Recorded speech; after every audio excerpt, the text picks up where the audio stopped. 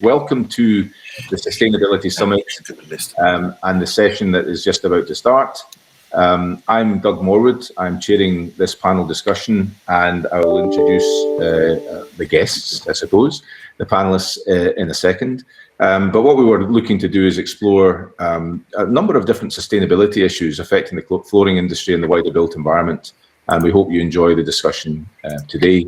So without further ado, I'd just like to go around the screen that I see in front of me, and I'll just go ladies first, Jane. So Jane, if you want to introduce yourself very briefly. Okay, thanks, Doug.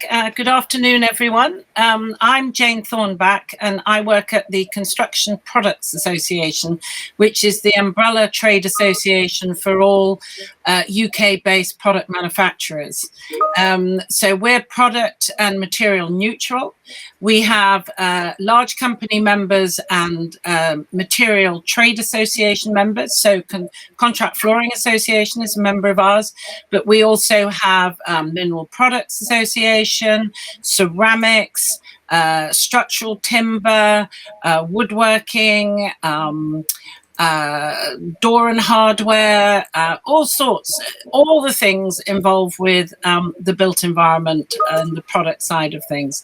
And we specialize in three main areas: economic forecasting, so what's going to be happening in the different construction sectors over the coming year or 3 years, what's happening on the technical side, which at the moment also includes all the testing issues to do with Brexit, which is frankly a nightmare, and then also sustainability. And my role is a sustainability policy advisor, and I'll tell you more about some of those issues later on.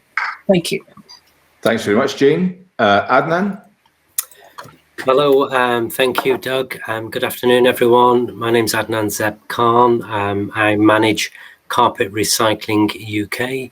Carpet Recycling UK is a not-for-profit trade organisation. We are a trade organisation, and we help to support the carpet sector throughout the UK, and some cases internationally, more recently, on helping to divert carpet waste from landfill. We work with manufacturing companies. We work with the whole of the supply chain, from manufacturing companies through to retailers, distributors, recyclers, fit-out companies, architects and designers, all trying to kind of identify waste streams and helping to divert that material through reuse, recycling and treatment initiatives, preventing the material ending up going to landfill. Thanks very much, Adnan. Welcome. And Richard? Hiya, my name's Richard McKinlay. I'm head of consulting at Axion.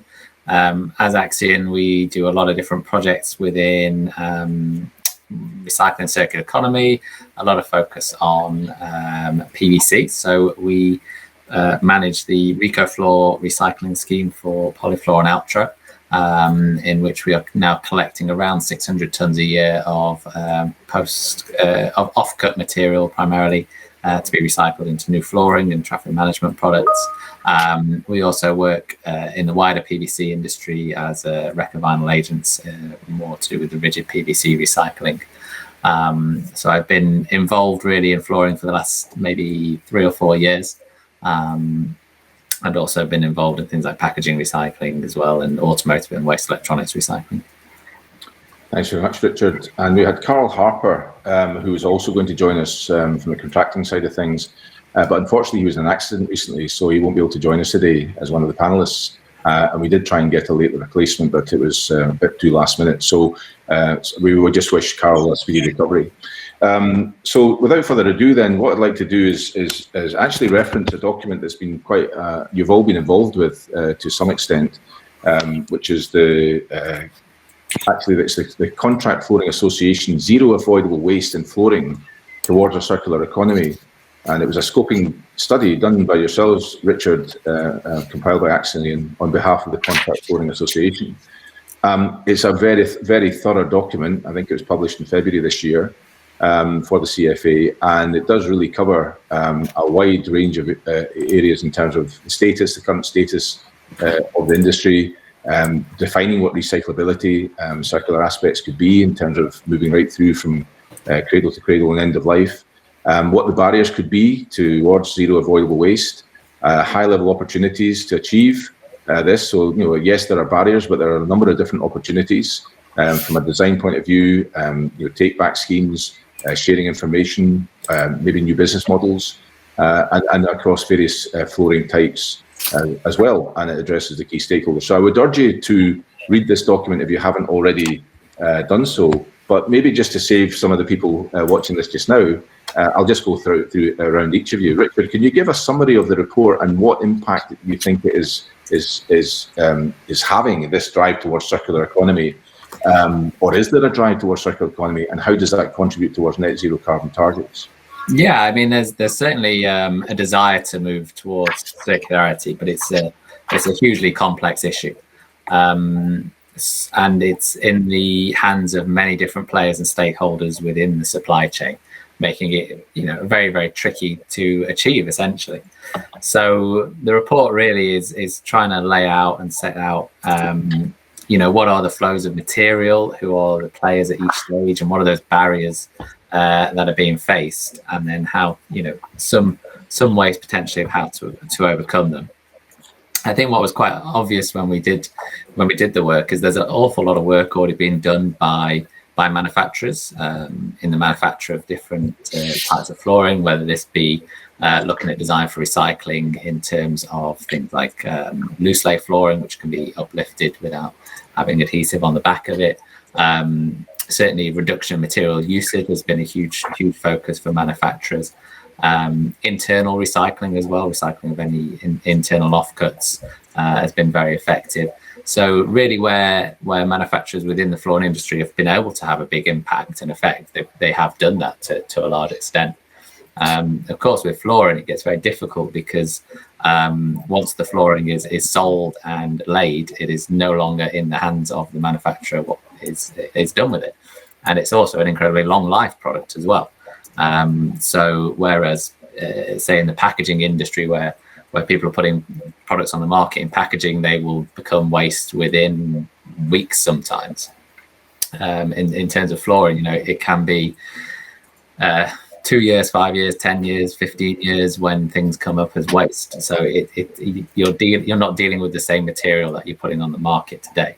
So although there's advances in design now, certainly in things like PVC flooring where there are legacy additives, which may be a concern, it causes a bit of a barrier there. The other difficulty with flooring is where it arises as well. It's arising across, by its nature, everywhere across the country, from domestic to commercial, industrial, and all of these are very, very different in how they're disposed of. So it's really very difficult to have a one fits all solution. And when you look more, say, at the industrial side, maybe construction demolition, not only is there flooring waste from refit projects or construction projects, but there's a lot of other plastics that arise as well. And so if you want to really reach circular economy for a large range of products, you kind of sometimes have to think maybe moving beyond just collecting and recycling flooring to what else can be collected and recycled together, to then completely rethinking how waste is managed on these construction sites, how household waste is managed. So it can be a pretty in-depth rethink of how waste is treated. Certainly there has been a lot of progress with things like Carpet Recycling UK, with various vinyl take back and recycling schemes. And they do largely, as of course, also rely on the contractors, the fitters, and people taking out the flooring as well to take part, use these schemes. Without a lot of incentive, say, from legislation and regulation necessarily at the moment. Again, if you look at something like packaging, there's huge incentives coming to ensure the recycling of packaging, whereas other products, it's not there yet. So it is often being done when people are recycling this. It is often being done because they feel it's the right thing to do for the environment. Occasionally, there can be, it can be cheaper in some instances, or you can get raw material back. But there's not a huge economic driver at the moment for it. Okay, so Richard, so thanks for that. I mean, there's a lot of ground you covered there.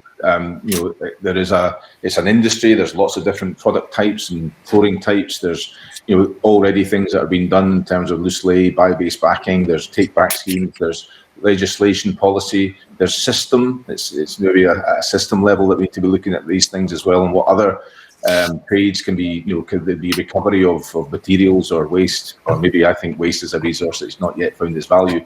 But so that there's a kind of cohesive approach that can be taken. But this is a journey, I suppose, and at the moment we're in a linear system, so that transition to a circular system needs to be done at a system level. Before I go on to asking your feedback, Adnan and Jane, I'd just like to say to any of those watching that if you want to ask any questions of the panelists, then please put that in the Q&A section that you'll see at the right of your screen, hopefully, and I can then keep an eye on that and ask any questions directly that you want to ask from the room.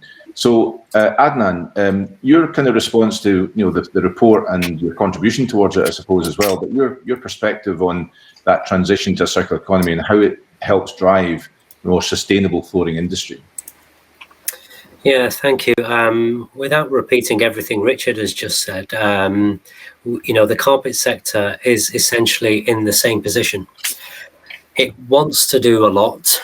Unfortunately, there's so many different strands, avenues, all within the supply chain that all feed in, that all need to be part of the journey. Any one of those strands that is not following the right steps can break it all down. Manufacturers now, and what we're starting to see more and more, is manufacturers are really investing quite heavily into producing single polymer products, for example.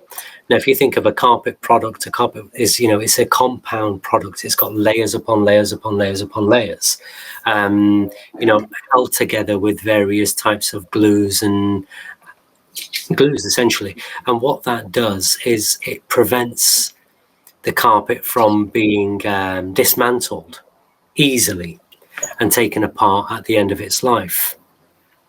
The carpet sector has realized this, and is definitely developing more and more new products, and some great research and some great products are being developed slowly. But it's going to take time before those products start hitting the mass market. And that's purely because although attitudes are changing and behavior is changing, to some degree, people are not willing to put the hand in the pocket and pay for it. So, there are products out on the market at the moment, but they're taking their time coming through because the cost of those products, and it's the same when you develop any new product, it generally tends to cost a lot more than, say, your mass market products. What we're starting to see more and more is that although carpets are being produced for a 10, 15, 20-year life, initially when they're being designed, they're actually being turned around and changed a lot more often and a lot more frequently. And that can be all the way through from commercial settings to residential settings. Just as quickly as you're changing the colours of your walls, you're changing your carpet alongside that. The pandemic recently, what that's created is a whole load of landlords changing their office spaces. In amongst that, they're changing the flooring to make either the offices more vibrant, more attractive, trying to bring people back in. And they're doing that more and more. But what we're trying to do is speak to these people through designers, through architects, through contractors, to say, instead of disposing of those flooring or that material, why don't we try and kind of create new designs, new colors, new areas, and trying to kind of push the reuse before recycling and obviously treatment and anything else. We're starting to see the kind of reuse, small businesses getting involved in reuse growing more and more. We've got some great companies out there doing some fantastic work, but almost those guys have got too much material. So they've managed to take on the material, they've got hold of the material, but they're not able to find outlets quick enough to either give them away, sell them to be able to take in more stock. So that's my point about everybody within the chain. Everyone needs to be involved, and we all need to play a part. Yeah, no, I mean, it is, there has to be a kind of integration for that optimization. And there's a lot of kind of, I suppose, almost adversarial aspects within a construction or contracting process where there may be an immediate focus on cost, and yet we're asking for or some are asking for whole life value. There isn't the infrastructure for maybe a take back scheme for every aspect. But if we're looking at carpet tiles as opposed to maybe other types of flooring, as you say, the change of use could be just that, it's an aesthetic change because the tenant has changed if it's a commercial. It's not that the carpet tiles have worn. So maybe onto yourself, Jane, maybe exploring the idea that what could be the kind of drivers or incentives that might maybe create more of a level playing field from a legislation or a policy or producer responsibility that might then create that level playing field for investment coming from the private sector to then move from that linear to circular economy approach? Well, just as that question is very complex, the answer is also very complex. Yeah. And I think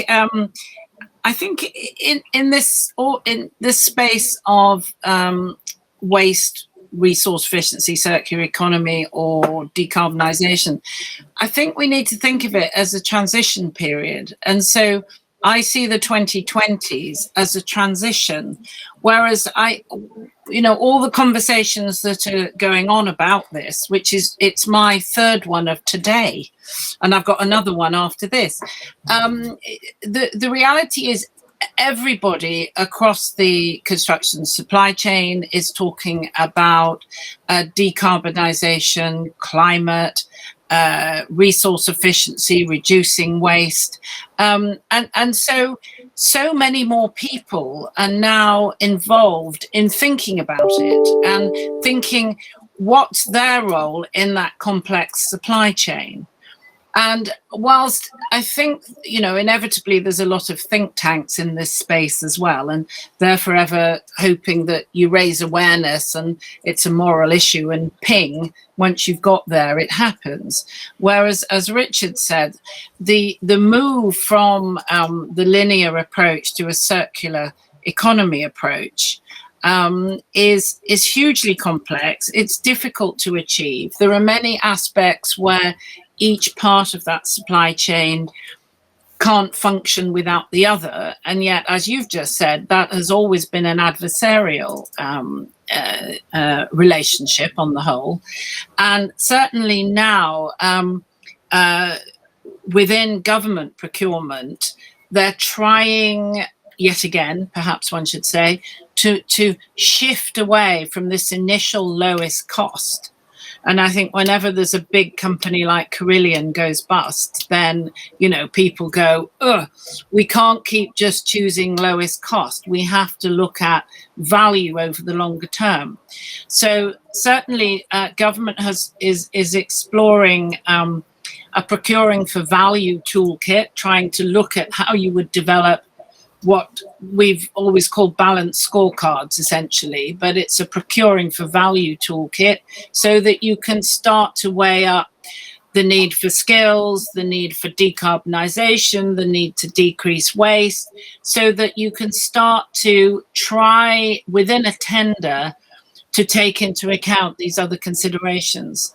That in itself is complex, but the construction playbook, which is particularly for infrastructure and from the Infrastructure Projects Authority, is trying to put all of that into taking it from the idea and the research into practical reality.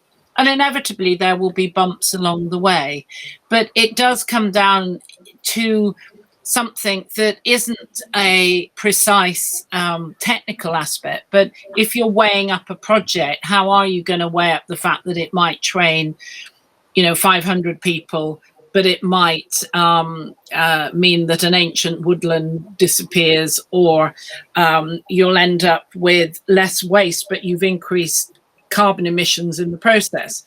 So within that desire to move to a procuring for value, and the practical tools of how you as a government client actually choose a contractor, it's one thing. The other thing is actually for people to be able to deliver what everybody says they need to deliver. And I think there's quite a lot of naivety around at the moment, going back to this idea that a lot of people just think it's somehow a sort of moral imperative. And once you've made that moral decision that you're going to pledge or commit to whatever it is, decrease waste, etc., then it will happen. Whereas actually all that is, it's the start of the journey. Now, within government circles, as you know, the Environment Bill is finally beginning to go through the Houses of Parliament. It's such a conglomeration of completely different issues that you know, inevitably there's all sorts of different priorities taking precedence. DEFRA had their resources and waste strategy a couple of years ago and have recently produced their waste prevention program, which focuses on construction. And they adopted the zero avoidable waste in construction definition that was produced by the Green Construction Board, and which is in the opening sections of the circular economy scoping study by CFA. And now there is a zero avoidable waste route map that's in preparation and shortly go out for wider comment. So again, that's all at the start of things. Certainly from a government view, I think in terms of extended producer responsibility, there is a fundamental challenge for manufacturers at the moment that within some of the government departments, they tend to see construction products as single items divorced from the system in which they function. Mm-hmm. So they see it the same as a paper cup, and they don't take any consideration of the role of the product within the structure. And also, as Richard said, that the producer of waste may not be the manufacturer. Sorry about that. First place. Is that the door? It might be. So it is that issue of, you know, who is the producer. Now, if, as we did with the resource efficiency action plans a decade ago, we actually got everyone from along the supply chain together to look at, you know, what is that system approach? And I think my message all the time these days is one has to think of construction products as part of a system, and we need to understand that system, whether it's material flows or the levers of where the policy should be. And it's only with that deep understanding that one can make legislation or fiscal initiatives or taxes or whatever sensible. And there's an awful lot of stuff at the moment that's too simplistic and too much of a knee-jerk reaction, not based on the systems approach, and that lots of things like flooring are, apart from carpet, are down for decades, if not centuries, some of them. I mean, I think that's one of the challenges within the built environment and the construction industry, is that we're building things to last, we hope, for quite a long time, and that there are, you know, life cycles around the building, just say it's a whatever type of building it is. And if you look at the layers approach, you know, the structure is going to last a lot longer than some of the stuff that you put in the building, for example. The skin may be, you know, less durable than the structure, you know, and the services that go into it might need to be updated every so often. The flooring usually is one of the last things to happen within most construction or built environment assets, and to a great extent can be sometimes commoditized. You know, the budget is usually, it's near the end of budget, and there's a practical challenge around, you know, I think you've all mentioned, there needs to be an economic business case that's compelling, attractive from a circular point of view over the current linear way of doing things. And yet that transition is notoriously difficult, especially when we're in a largely linear system and reward linear behaviours, either at consumption or consumer level, or an industry or a private sector level. And I was thinking about the idea of, what is a linear economy? We take things, we take stuff out the ground, or we take raw materials, we make something with it, we sell it, it's consumed, and with single-use plastic or food waste or mobility waste or whatever, it's kind of thrown away a lot of the time, or any consumer products. In the construction or the built environment, these things are there, as you say. Flooring could be 25 years, but it could be ripped up and thrown away because we don't like it and we want to put something else down. So it's trying to move from the shift from moving from this short-term focus, cheapest cost, get the job done. We're at the end of the project and end of the program, and the flooring is that's the budget that's left. How do we protect that original design specification that might be looking at whole life costs, might be looking at loose lay or non-bonding or a different material type that's more cradle to cradle, or it's less carbon or less embodied or operational carbon? How do we ensure that original specification survives the construction process, and then also the operational phase, which may be a complete different set of stakeholders from a facility management point of view? It's that disaggregation that seems to be a real challenge. We don't have a link from pre-construction to handover to operational, so that the material, if we're going to design out waste, optimize materials and products, which is obviously the circular economy for as long as possible, and recover so that we're regenerating natural systems and have a feedstock for secondary uses. There is a kind of where the concept or the theory hits the practice. As Mike Tyson said, everybody has a strategy until they get punched in the face. And I think a lot of the time, Adnan, you're going to say, is there a way we can look at this from a particular project view, try and prove one aspect of it? Because you're trying to do everything, as from Jane's point of view, from all of your point of view, as a system kind of approach, is really, really complex. What's the ways that you would advise the industry to look at an area of it, to prove that or disprove it, gain confidence and trust, and then maybe see if that can be repeatable and transferable as a model in other parts of the industry or other territories? Adnan. I mean, what we're certainly seeing, and you're right in saying that carpet is kind of the last thing that is thought about, and it's the typical scenario when it comes to designing the carpet. The budget spent on glass doors and whatever it may be, the carpet is the last thing that is being considered. However, quite recently I've been involved with talking to architects, designers, and people at that level. So the carpet side of it, they want to know more about it. So recently I was at a roundtable discussion with manufacturers, architects and designers. And the theme that was coming out from everybody is that they didn't know what was available on the market. Yeah. So, they needed to know, like a designer. A lack of awareness of what's available to them. Perhaps, yes. Because everybody always kind of assumes that, apart from maybe, the grey carpet tile has now been superseded by multicolored carpet tile. So everyone knows you can change the color of a carpet tile.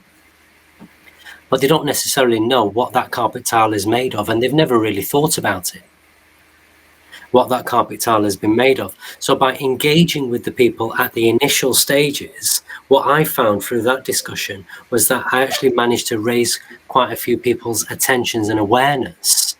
And what they were saying is that they would be certainly going back to their clients and talking to them about the options that are involved now with carpet tiles. So a lot of the carpet tiles now, there's a leasing model, for example, that some companies are this business models like servitization, so flooring as a service. Is that something that you've seen much of, for example? So there's, as I said, there's more conversations regarding leasing. So instead of you buying the product, you lease the product, and whenever you comes to your life, 3 years, 5 years, 6 years, they'll take it away. And because the company who is manufacturing it takes it away, they know exactly what their product's made of. By knowing exactly what their product's made of, they can either decide to reuse it somewhere else through different channels, or take it apart and recycle it, use the yarn, use the backings, use whatever it may be. So they're the kind of just on that then, Adnan, there's quite a few manufacturers. We're working with some of them.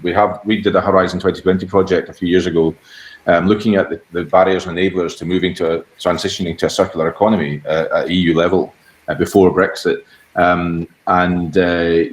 What are the policy recommendations and what are the business recommendations? So we work with Interface, we've been working with Shaw Contract, we've worked with Target as well, mostly on the carpet tile side, to be fair. Bio-based backing, not bonding, recovering, what's the take back opportunity, the infrastructure that has to be in place to then, reuse that material. There is quite behind the scenes, a number of manufacturers are making some significant investments in trying to prepare for when there's finite resources, as we're seeing with the disruption due to Brexit, pandemic, Suez Canal, whatever it is. Material prices are shooting through the roof in the UK. We've got that, resource fluctuation where we don't know if we've got certainty of supply. Is the resilience of the global supply chain being tested by this just now? And is there an opportunity, as we're moving forward? I know you're making your point about this idea of leasing and things. Can we create a more resilient island economy for the UK using a local circular economy, local suppliers, local manufacturing, local materials, local supply chains? Do you think that's a fundamental opportunity to actually help transition and drive these economic benefits for those who are really interested in exploring it further as a kind of local opportunity for the UK? Sorry, Jane, you were going to say. Yes, Construction Product Association, we co-chair a industry-wide task group at the moment on product availability, which began because of COVID, and then now it merges into impacts of Brexit. And when one listens in on that to the CEOs of the big manufacturers or the CEOs of trade associations, the number of basic materials that are really hard to get and are in short supply, and therefore we're having inflation in prices, and also impacts of the change from the EU REACH regulation into UK chemicals regulation.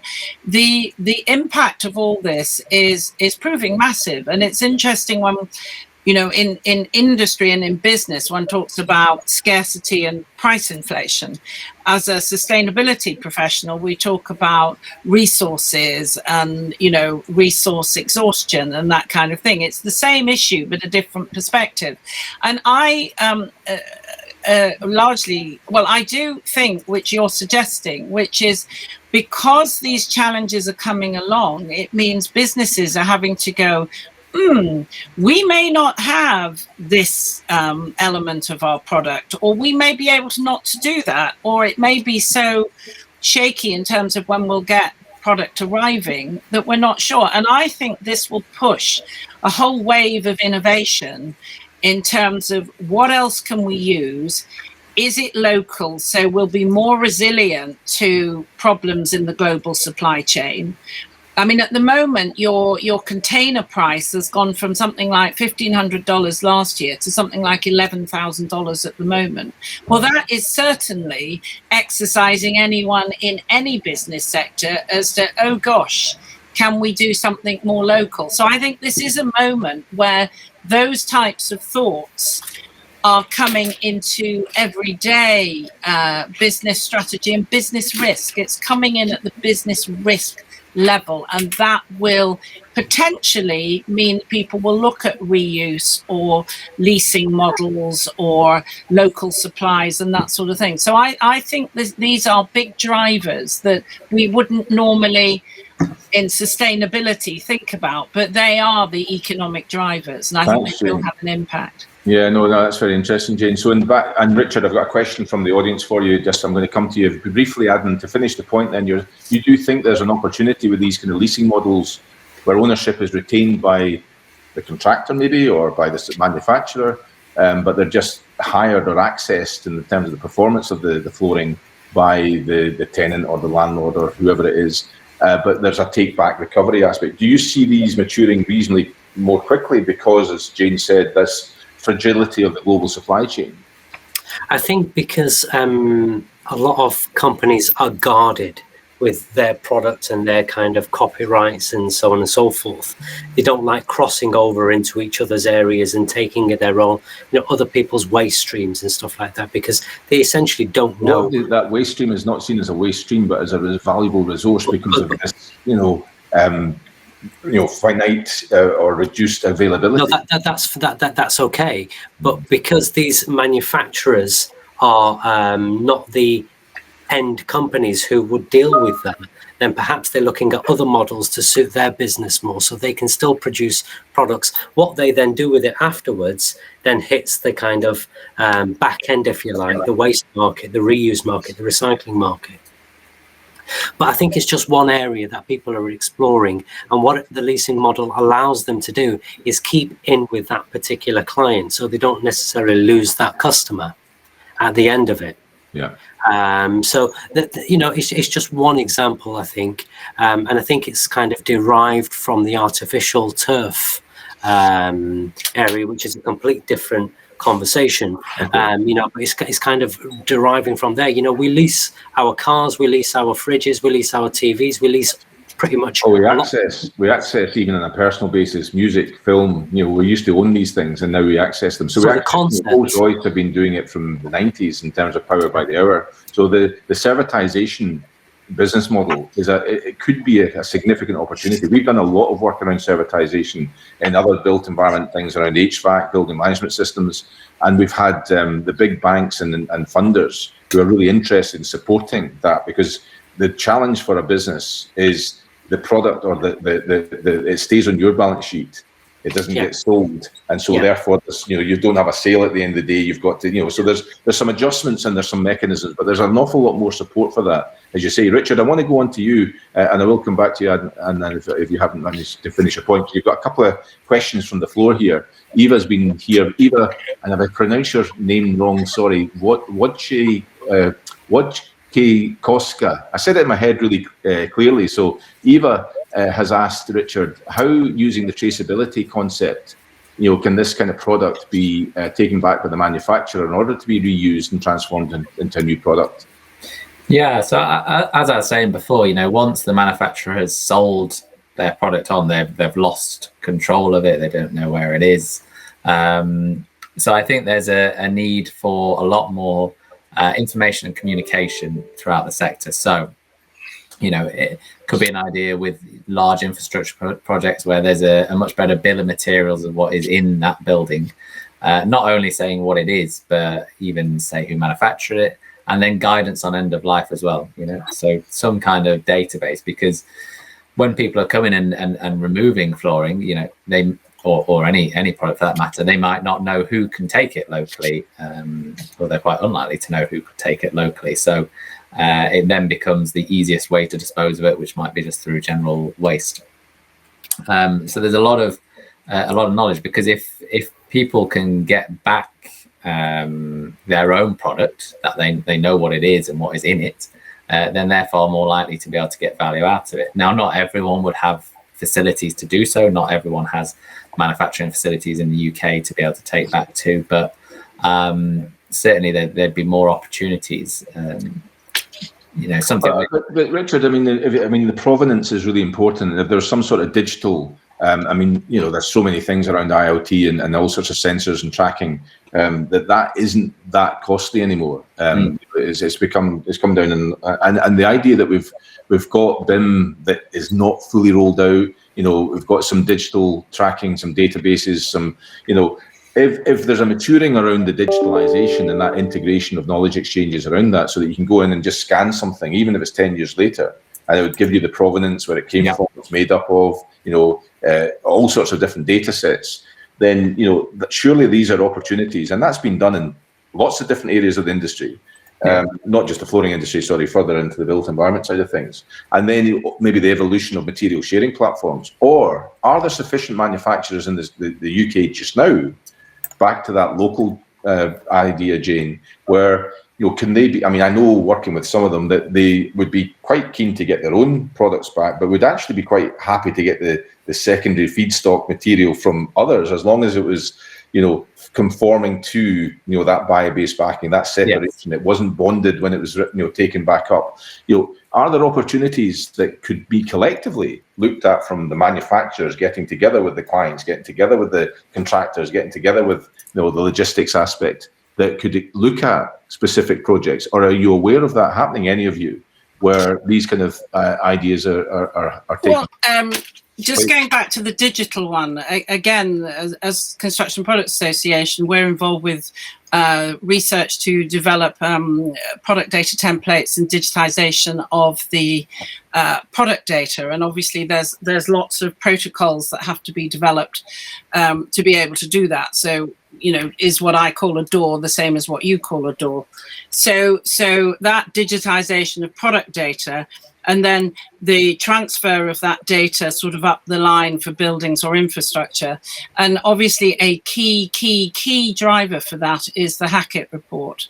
So the golden thread concept that one needs to know what was originally designed and what was specified.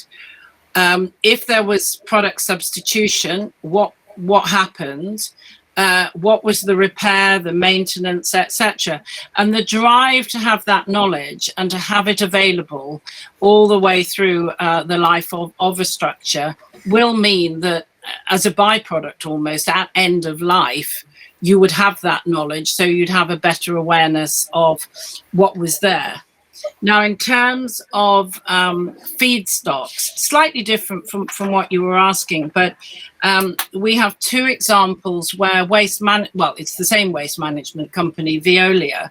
Obviously, it gathers household waste, and it has, for instance, millions of milk bottles.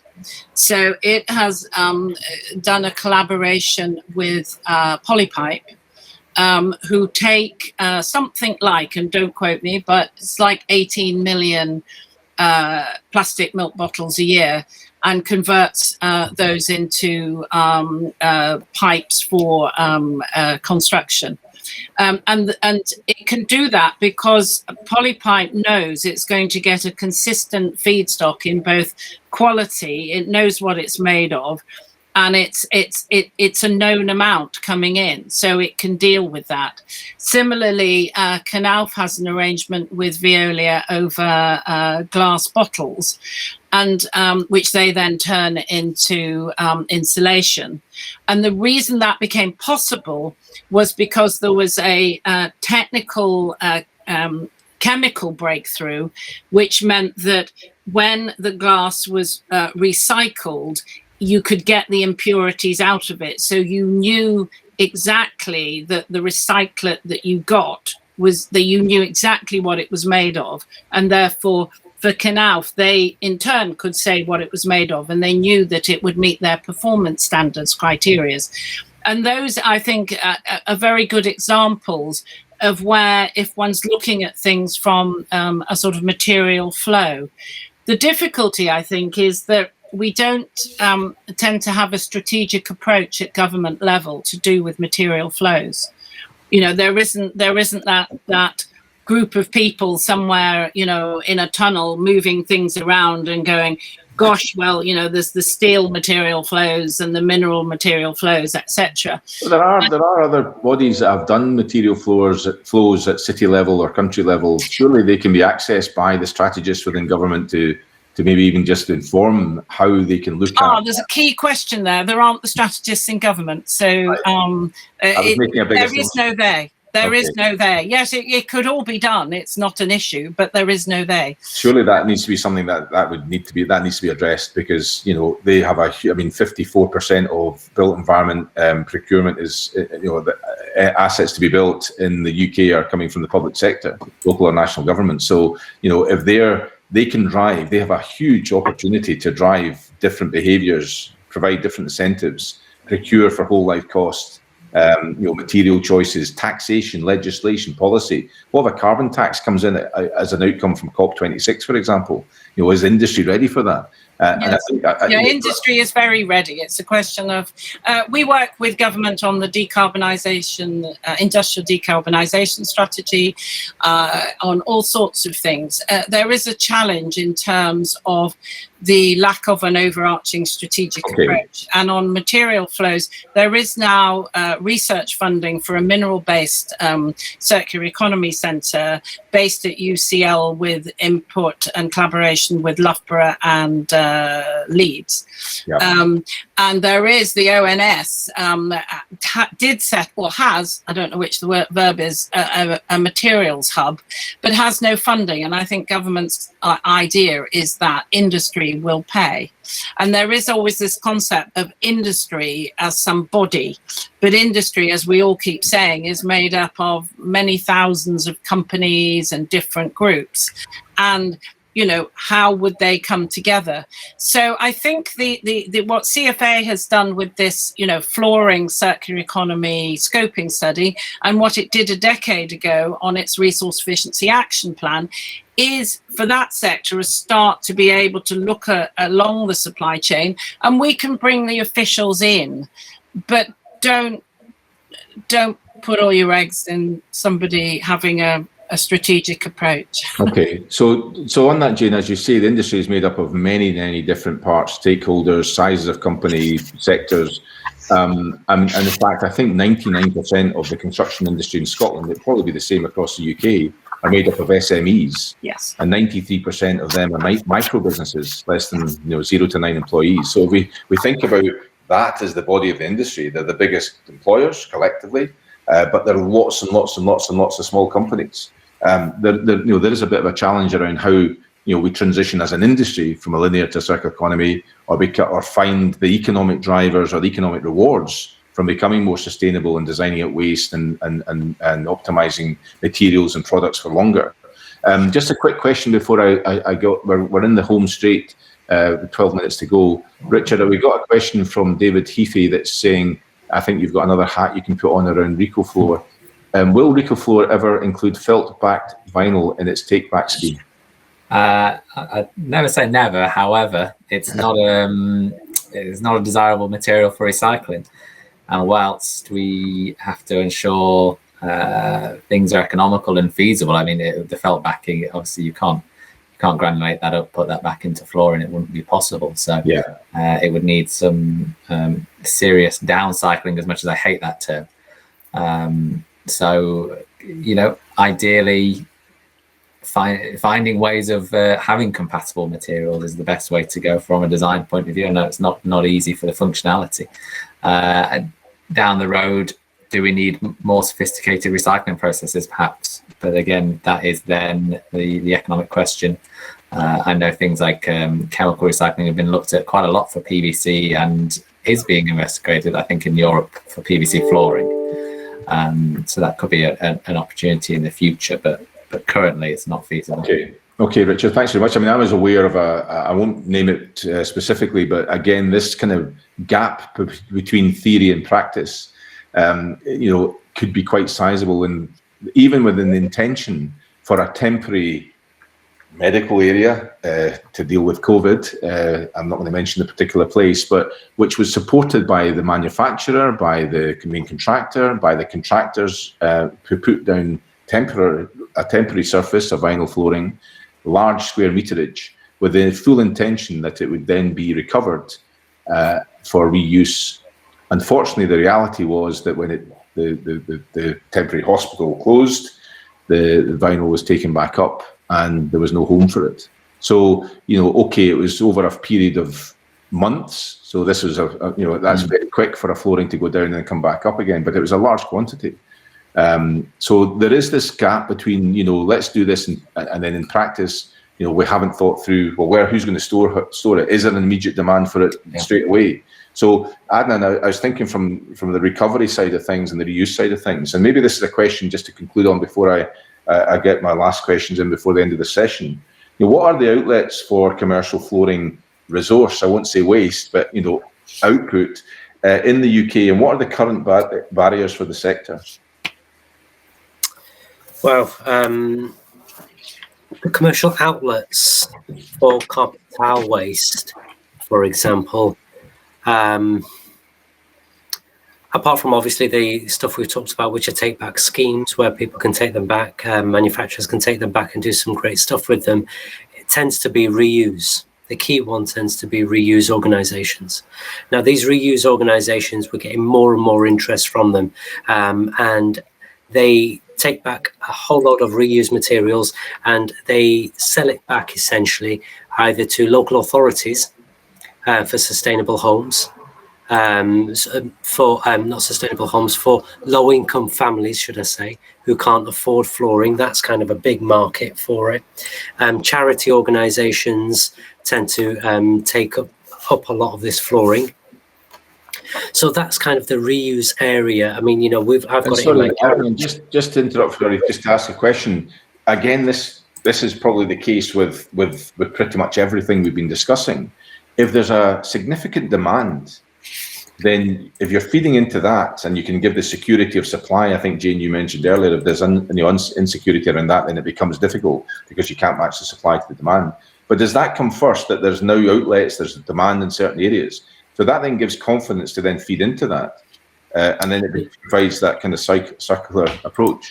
It does, but as with everything, there's loads of complications. So now, what are some of the barriers then, would you say, Adnan? I mean, you know, for example, well, I mean, because it's the classification, like you talked about earlier. If you don't call it a waste, people look at it differently.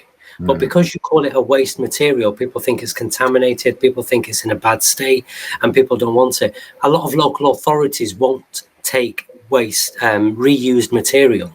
Yeah, because they don't know what's involved in it, and then you've got all the health and safety kind of implications and everything that comes into it. Whereas that carpet, like you say, could have been in a meeting room that was never used. So there's kind of, although there's areas developing. Is that back to the point that was made earlier, that if we can understand, where it's been, what it's been used for, that it's maybe passed some other assessment, so that there's nothing, dangerous around it in any way, that it can go from one location to, a private home or a school or whatever. That that idea of provenance and digital or data, sets that are able to be easily scanned or something around that. I mean, this is one of the challenges. This is a significant challenge, but I suppose, as you said, Jane, if there's funding for innovation, if there's all this kind of collective will to say, right, how can we solve these problems, then these things are starting to emerge, Adnan. Yes, they are. They're starting to emerge, but they're slow, and there's more product on the market than some of these reuse organisations can deal with. So what we need kind of the help of the manufacturers. We need the help of these big fit-out companies to help some of these, like you say, micro organizations store some of this material for when the demand is there and when they can offload it and off-sell it and pass it on. But there's a number of sectors. There's also development, product passports, for example. How do you know what material is in that product? So before you kind of have a look at where it's been and everything like that, you need to identify what the elements of that carpet product are. But putting some kind of a microchip or something like that into a carpet is a concept. And, it's been done in certain places, but where do you put that microchip? So there's lots of thinking going on. But the problem is that the thinking is not joining up yet, and it's not kind of developing into anything further. So there's a number of great stuff happening, but there's a few key barriers that are preventing it all from taking place. Okay, so just to kind of final question, and then we'll maybe just get your thoughts around barriers and enablers. What's the most important area for flooring manufacturers and the wider industry to address to transition to a circular economy for flooring? Richard?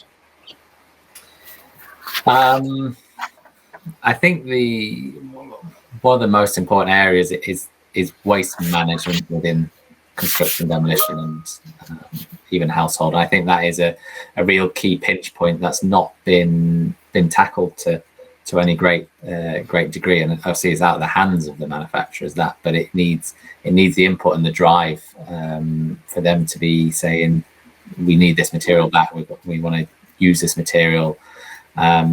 Often until this material is flowing in such a way that it can be recycled, reused, etc., it's very hard to do the reuse recycling part of it.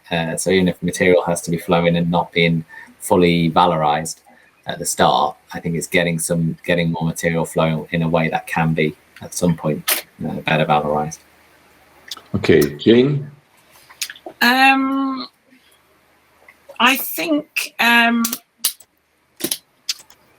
it's that it's this issue that there are so many people involved, and you could accuse me of being one of them, of it just being theory. And there's lots of researchers doing work or consultancy agencies winning contracts, but rarely do they think about the economic costs in whatever it is they're proposing. And in fact, the economics of it almost seems to be not mentioned. And yet, you know, as we keep hearing from Adnan and we keep hearing from Richard, and unless the economics work and unless there's a driver, then it will not happen, regardless of how socially necessary it is. So it's okay. That having the business lens, I think. Okay, so I mean, the circular economy, the term circular economy has the word economy in it, and a lot of people think it's a almost tree-hugging sustainability thing, where actually, as you say, there is something about the idea that if there's a particular combination of legislation, demand, availability, capacity, capability in the supply chain, that could come together to create a very compelling alternative to the current wasteful approach. I personally have stopped using the word circular economy. Right. Because I actually think it gets in the way of people understanding what it's about. It's an opaque. I think that there's a good point around that. I think sometimes the language can be exclusive or excluding. Adnan, what's your? It's a good point, Jane. What's your thoughts around the most important area for flooring? Right. Well, I've got more than one. I've got investment, innovation, and infrastructure, and a lack of all these things, which are preventing a lot of things happening. A lot of people want to do things, but trying to find a recycler that's doing something that can take their products in is so far down, 300, 400, 500 miles away. The cost of it doesn't work for them. The carpet sector, there isn't very many ways of dealing with it. Innovation doesn't really tend to exist very much in this sector in terms of new ways. In terms of new ways, there is in development, but not at the back end in terms of how you can deal with it. Okay. And these are all key stumbling blocks. Sorry, and then in infrastructure, you've got your 3 I's: investment, innovation, and infrastructure. I quite like that. Yeah. So what would you say needs to happen in infrastructure? Just that it isn't there, it's not mature enough or developed enough in terms of... It's not mature enough. A lot of the material, carpet waste, does end up going to energy from waste. Right, so it's downcycled, as you say, that term that you don't like, Richard. Okay, so in terms of that, so we need a bit more kind of... It's almost like there's just so much going on. There's a business as usual. We want to trying to get back to some sort of certainty, post-Brexit, post-pandemic, if we're ever going to be post either of them.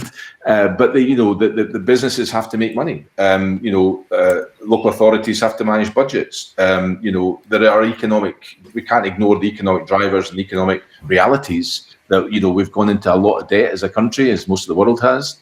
And we're going to have to look after short-term costs in order to reach this long-term sustainability. So finally then, do you see any, we've got a minute left, just a kind of sentence at the end of this session, is there any areas of hope or enabling conditions that you see, optimism areas to be optimistic? Again, we'll start with yourself, Richard, just in a brief second. Yeah, I think the desire from the manufacturers to transition to this circular is very positive. The sector is looking to do it.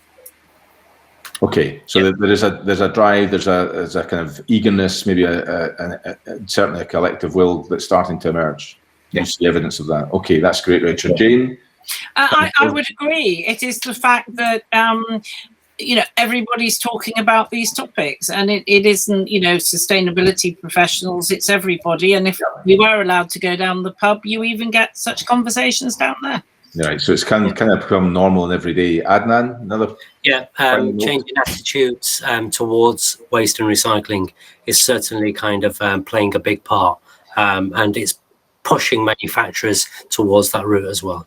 Okay. Well, that leaves me to say thank you very much for your answers and your conversation today. I found it very informative, and I hope our guests did too as well. Thanks very much. Okay, thank you. Nice to see you all again. Thank you. Bye-bye.